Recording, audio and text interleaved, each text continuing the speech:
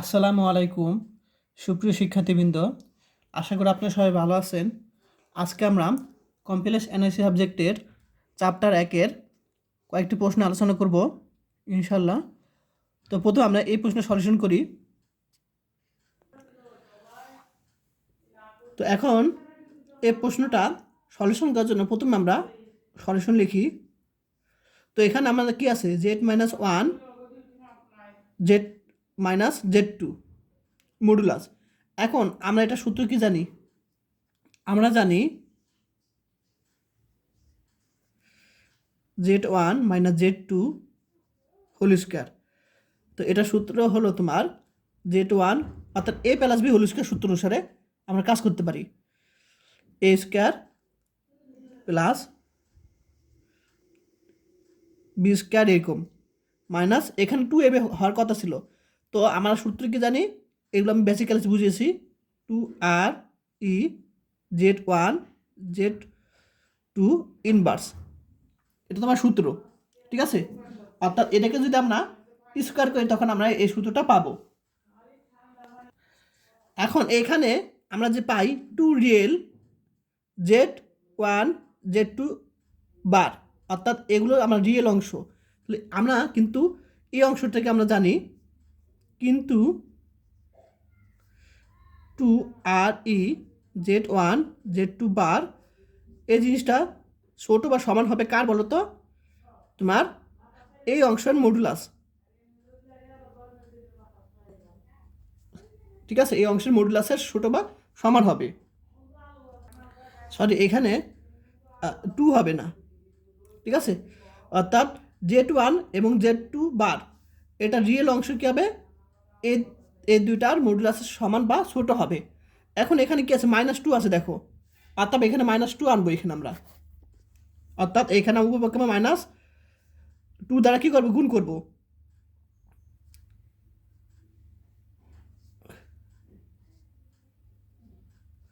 এখন যখন মাইনাস দিয়ে গুণ করবো তখন কিন্তু চিহ্নটা পরিবর্তন হয়ে যাবে, ঠিক আছে? তাহলে চিহ্ন এদিক হয়ে যাবে পরিবর্তন, -2 z1 z2 বার লিখতে পারি আমরা। আশা করি বুঝতে পারছো। এখন আমরা কিন্তু এরকম আঁকা চলে আসছে, -2 রিয়েল z1 z2 বার। এখন সামনে কিন্তু এই দুইটা আছে, অর্থাৎ উভয় পক্ষে আমরা এই দুইটা কি করবো, যোগ করব।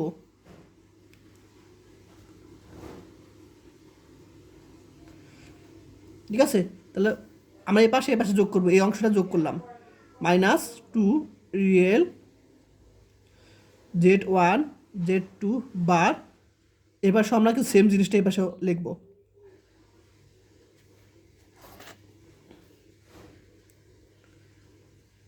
স্কয়ার -2 z1 z2 বার।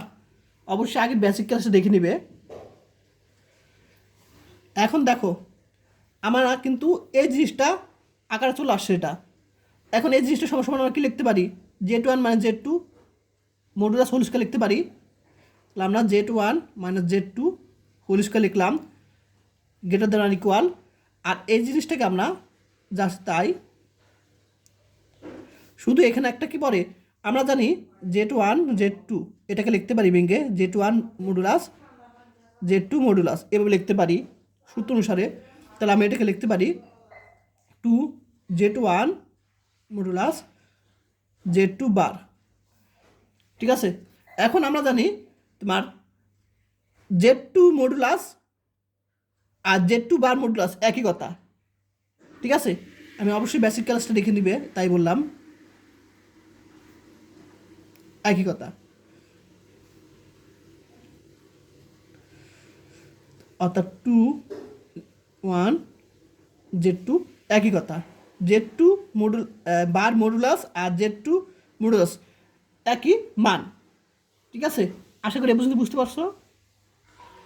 এখন দেখো এটা যা আছে তাই রেখে দিব, z1 - z2 whole square greater than or equal. এখন এটাকে যদি আমরা a ধরি, a square plus b square -2ab, তাহলে সূত্র অনুসারে পড়ে যায়। তাহলে এটা a ধরছি, এটাকে a প্লাস b, এখানে মাইনাস, তাহলে a minus b whole square আকারে পড়ে যায়। অর্থাৎ A minus B whole square সূত্র A square minus two B plus B square আকারে লিখতে পারি আমরা এটাকে। এখন আমরা উভয় পক্ষে কী করতে পারি, স্কোয়ার স্কোয়ার বাদ দিতে পারি। তাহলে আমরা পাবো Z1 minus Z2 greater than or equal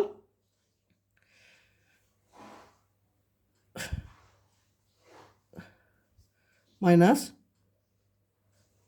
এটা লিখতে পারি। আশা করি সবাই বুঝতে পারছো সবাই। আচ্ছা, এখানে একটু কাজ আছে, সেই কাজটা আমি তোমাদের বলি। এখন আমরা একটা বিষয় জানি, সেটা হলো তোমার জেড হোল স্কোয়ার আর জেড মডুলাস হোল স্কোয়ার একই কথা, ঠিক আছে? অর্থাৎ এই জিনিসটা কিন্তু একই কথা, ঠিক আছে? অর্থাৎ এটাকে যদি বর্গ করি, যে মান পাবো জেডকে মডুলাস করে স্কোয়ার করলে যে মান পাবো দুইটা একই রকম মান পাবো, এই দুইটা কিন্তু একই কথা, ঠিক আছে? তাহলে আমরা এখানে একটা কাজ করবো, সেটা হলো এই ফার্স্ট ব্র্যাকেটের পরিবর্তে আমরা এখানে কি দিব, মডুলাস দিব।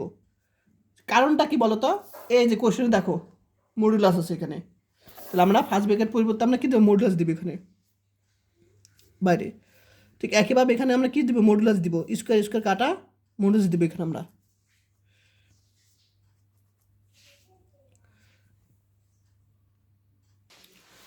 তো এখন এই অংশটা কিন্তু আমরা দেখো এটুক পেয়ে গেছি আমরা কিন্তু। এখন আমাদের দেখাতে হবে এটুক থেকে এটা কি ছোট, এটা দেখাতে হবে। এটুক দেখালাম আর এটুক আমরা দেখাতে হবে। তো আমরা একটা সূত্র জানি অসমতার, সেটা হলো এ পর্যন্ত সবাই বুঝতে পারছো, এটা আমি 1 নং দিলাম।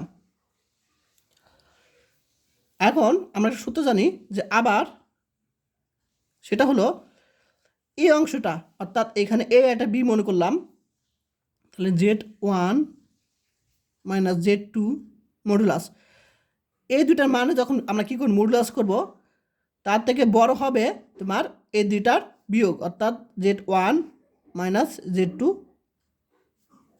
মডুলাস। অর্থাৎ এই দুইটার বিয়োগ ফলের থেকে অবশ্যই কী হবে, এই দুইটা বিয়োগ ফলের মডুলাস সমান বা বড় হবে। এটাকে আমরা 2 নং সমীকরণ দিলাম। তাহলে 1 আর 2 নং হতে আমরা কি পাই, 1 ও 2 হতে পাই। তাহলে আমরা এখানে Z1 minus Z1 modulus minus Z2 modulus, অর্থাৎ এটা থেকে আবার এটা কি ছোট, Z1 মডুলাস Z2 মডুলাস। এটা আমাদের কি প্রমাণ করতে বলছিল বা দেখাতে বলছিল, তো এখানে লিখবো দেখানো হলো, দেখানো হলো। আশা করি সবাই বুঝতে পারছো। এখানে আমি আরেকটা প্রশ্ন আলোচনা করব। প্রশ্নটা হলো Z minus I modulus less than or equal Z plus I modulus, এই প্রশ্নটি আলোচনা করব ইনশাল্লাহ। তো এখন আমরা কি করব, এই জটিল যে আকার সেই জিনিসটার আমরা কি করব, জ্যামিতিক এলাকা চিহ্নিত করব আমরা। সলিউশন। তো আমরা প্রথমে জেড ধরে নেব একটা জটিল সংখ্যা ধরি, z equal to x plus i y. তাহলে আমরা এখানে বসিয়ে পাই, এখন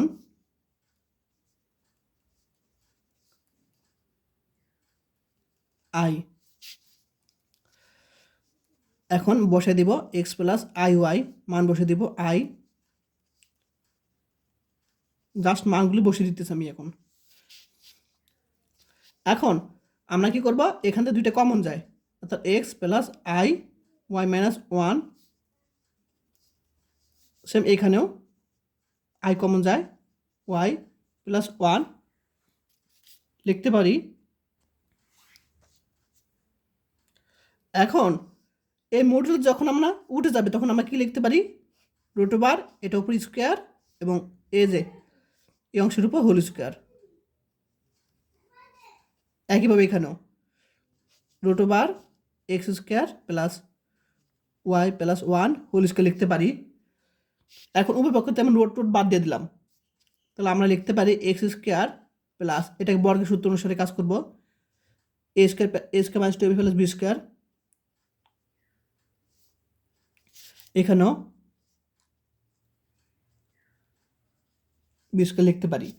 আচ্ছা, এখন উভয় পক্ষ থেকে বাদ যায় কি দেখো, এক্স স্কোয়ার বাদ মিলে গেলে, ওয়াই স্কোয়ার বাদ মিলে গেলে, +1 বাদ মিলে গেলে তাহলে থাকবে কি 2 -2 ওয়াই, আর এখানে কি থাকবে, এখানে থাকবে +2 ওয়াই থাকবে। এই দুটা মিল নাই, উভয় পক্ষে মিলে গেলে ওটা বাদ, কিন্তু এই দুটা মিলে নাই, -2 ওয়াই +2 ওয়াই মিলে নাই। তো এখন আমরা কি করব, তোমার এই জিনিসটা আমরা এবার নিয়ে আসবো। তাহলে -2 ওয়াই, এটা এবার নিয়ে আসলে -2 ওয়াই জিরো লিখতে পারি, অর্থাৎ -4 ওয়াই ইউ লিখতে পারি। এখন আমরা উপপক্ষে মাইনাস দ্বারা গুণ করবো, আর -4 দ্বারা গুণ করি, তাহলে -4 না, শুধু মাইনাস দিয়ে গুণ করি আমরা। তাহলে মাইনাস দিয়ে যখন গুণ করবো তাহলে কী পাবো, ওয়াই এরকম পাবো, মাইনাস দিয়ে গুণ করলে অর্থাৎ চিহ্ন পরিবর্তন হয়ে যাবে অসমতার। এখন 4টা এবার নিয়ে গেলে ভাগ হয়ে গেলে বাদ, অর্থাৎ 4 > 0 লিখতে পারি। ঠিক আছে, এখন দেখো আমরা জানি যে এটিক্যালটা কত, এক্স প্লাস আই ওয়াই। এখন ওয়াইয়ের মান যদি 0 হয়, অর্থাৎ এক্স যা একটা কি বাস্তব অক্ষ, ঠিক আছে, আর এখানে কি বলছে গ্রেটার দেন, অর্থাৎ বাস্তব অক্ষ থেকে বেশি হবে, তাহলে এটা দ্বারা বুঝায়, দেখান বই থেকে বুঝাই। দেখো ইয়া বাস্তব অক্ষ, এই যে বাস্তব অক্ষ, ওয়াইয়ের মান যদি আমরা এখানে কি বসাই 0 বসাই, তো জেটিক্যাল টু এক্স, অর্থাৎ এক্সটা কি বাস্তব অক্ষ, এবং বাস্তব অক্ষের উপরে, যেহেতু এখানে গ্রেটার দেন আছে অর্থাৎ উপরে, বাস্তব অক্ষের উপরে অর্ধ সমতল, বাস্তব অক্ষের উপরে অর্থাৎ ওয়াইয়ের দিকে, দেখো এখানে কি আছে ওয়াইয়ের দিকে অর্থাৎ উপরে যাবে, আর বাস্তব অক্ষের উপরে, তাহলে বাস্তব অক্ষ সহ বাস্তব অক্ষের উপরে অর্ধ সমতল সকল বিন্দু সমূহের সেট নির্দেশ করে। ঠিক আছে, অর্থাৎ এদিকে আমরা একটা কী করবো, তল অঙ্কন করব, অর্ধতল এইটুক, আর এইটুক হলো বা পুরা তল। ঠিক আছে, অর্থাৎ আমরা এক্স অক্ষের উপরে শুধু আমরা কী করব, তল অঙ্কন করব, তাই অর্ধতল, আর এইটুক যদি হতো তাহলে পুরো তল হতো, তাহলে সকল বিন্দু সমূহের সেট নির্দেশ করে। ঠিক আছে, এখন আমি আরেকটা প্রশ্ন আলোচনা করব, 2014 সালে চলে আসছে। প্রশ্নটা হলো, ধরো সি দ্বারা সকল জটিল সংখ্যা সেটকে বোঝায়, যেখানে সি কি একটা জটিল সংখ্যা সেট বোঝায়, কমপ্লেক্স নাম্বার, যেখানে কি আছে z1 = x1 plus i y1 O z2 আছে x2 প্লাস iy2 দেওয়া আছে, দুইটা জটিল সংখ্যা। ঠিক আছে, কমপ্লেক্স নাম্বার, এবং এখানে বলছে x1 থেকে x2 বড়, y1 থেকে y2 কি বড় হলে আমাদের দেখাতে হবে এই বিষয়ে z1 < z2 এই বিষয়ে কি সম্মত, অর্থাৎ যদি x1 থেকে x2 বড় হয়, y1 থেকে y2 বড় হয়, তাহলে কি z1 থেকে z2 কি বড় হবে, এটা আমরা কি মতামত দিতে বলছে, এবং এই দুটা মডুলাস সম্পর্কে আমাদের কি মতামত দিতে বলছে। তো প্রথমে আমরা লিখব, দেওয়া আছে z1 z2, যেখানে x1 থেকে x2 বড়, y1 থেকে y2 বড়। তো প্রথমে আমরা এখানে কি করলাম, মডুলাস করলাম। দেখো, তো এই জিনিসটাকে মডুলাস করলে অবশ্যই এরকম পাবো, এটা উপর হোল স্কয়ার, এটা উপর হোল স্কয়ার, রুট ওভার এরকম। এখন এইগুলো যদি কি হয়, ধনাত্মক হয়, অর্থাৎ এই সংখ্যাগুলো কি হয়, এই যে এখানে x1 x2 y1 y2 এগুলো যদি ধনাত্মক সংখ্যা হয়, ধনাত্মক হলে পাই, তাহলে আমরা এগুলো যদি ধনাত্মক হয় তখন আমরা কি এখানে দেওয়া আছে x1 < x2 লিখতে পারি। এখন আমরা এটাকে বর্গ করব, আমাদের এরকম আকার আনার জন্য বর্গ করব, এবং y1 < y2 ঠিক একইভাবে এটাকে বর্গ করব। এখন আমরা এই পাশ আর এই পাশ কী করব, যোগ করব, তাহলে x1 whole square plus y1 whole square <= x2 whole square plus y2 whole square যোগ করলাম। তাহলে এখানে আমি এটাকে লিখতে পারি z1 মডুলাস, এটাকে লিখতে পারি z2 মডুলাস, এটা আমরা লিখতে পারি। এখন এটা কখন বলছিলাম, যখন এগুলি কি ধনাত্মক সংখ্যা হয়, তাহলে এগুলো যখন ধনাত্মক সংখ্যা না হয় তখন কী হবে, এই অসমতাগুলো সবসময় কি সত্য নয়। অর্থাৎ এগুলো যখন কী হবে, তোমার ধনাত্মক না হলে এই অসমতাটা সবসময় সত্য নয়। ঠিক আছে, সেটা আমরা একটা উদাহরণের মাধ্যমে দেখাবো। দেখো এখানে আমরা কি মাইনাস ধরছি, ঠিক আছে। তো আমরা এখানে এগুলো ধনাত্মক দিয়ে কাজ করছি, কিন্তু তখন পেলাম যে এগুলো কি তোমার এটা কি সত্য। এই যে অংশটা আমাদের পরেরটা অংশ আলোচনা করতেছি, কি দেখুন এটা সত্য।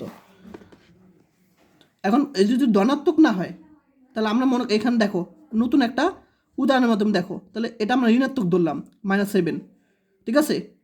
y1টা কি আমরা ঋণাত্মক ধরলাম, এই যে এখানে দেখো x1 x2 y2 ধনাত্মক এবং y1টা আমরা ঋণাত্মক দিলাম। তখন আমরা ঋণাত্মক ধরে আমরা টেস্ট করি যে এটা সত্য হয় কিনা। তো এখানে দেখো আমরা এখানে কি সত্য ছিলাম, x1 থেকে x2 বড় হবে, অর্থাৎ এটা x1 থেকে কি x2 বড়, ঠিক আছে। আবার y1 কত -7, y1 থেকে y2 বড়, তো y1 কত -7 থেকে কি y2 কি বড়। আশা করি বুঝতে পারছো। আচ্ছা, তাহলে এই কন্ডিশন কিন্তু সেম, কিন্তু তোমার এগুলো কি আছে, আমরা মাইনাস ধরছি একটা, ঋণাত্মক ধরছি একটা। এখন মডুলাস করব, মডুলাস করে আমরা কাকে মডুলাস করব, এটাকে কত পাবো √50, আর এটাকে মডুলাস করে আমরা পাবো 30 পাবো।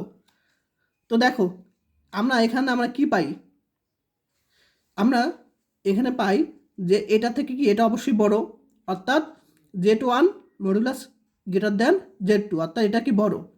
তাহলে কিন্তু এই জিনিসটা সবসময় সত্য নয়, অর্থাৎ আমরা x1 x2 y1 y2 আমরা যদি যে কোনো মান বসে না কেন সবসময় যে এরকম হবে তা না। আমরা পজিটিভের ক্ষেত্রে অর্থাৎ এগুলো যখন ধনাত্মক তখন আমরা এটা পেয়েছি।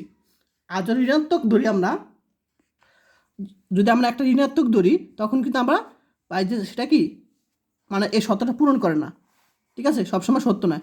সুতরাং এত এর অর্থ হলো Z1 বিন্দুটি Z2 বিন্দু হতে মূল বিন্দু অতি নিকটে আছে, ঠিক আছে, খুব কাছাকাছি আছে। তাহলে এ পর্যন্ত তোমরা কি দিবা, এটা কিন্তু কার অ্যান্সার দিয়েছি বলো তো, এটা কিন্তু অ্যান্সার দিয়েছি এই যে দ্বিতীয় অংশের, এই সম্পর্কে আলোচনা করছে। এখন এই সম্পর্কে আলোচনা করি যে Z1 < Z2 বিষয় তুমি কি সম্মত, এটা আমি আলোচনা করি একটু। তো এটার অ্যান্সার হলো, যেহেতু আর্গন চিত্রে Z1 এবং Z2 দুইটি বিন্দু নির্দেশ করে, তাহলে আমরা Z1 < Z2 এর সাথে একমত না। এটা তোমার ওই যে প্রথম অংশর। আর দ্বিতীয় অংশটা আমি তোমাদের ব্যাখ্যা একটু আগে বুঝলাম, এটা সত্য হতে পারে না হতেও পারে, ঠিক আছে, এটা সত্য হতে পারে, সবসময় কি সত্য হবে তাও না।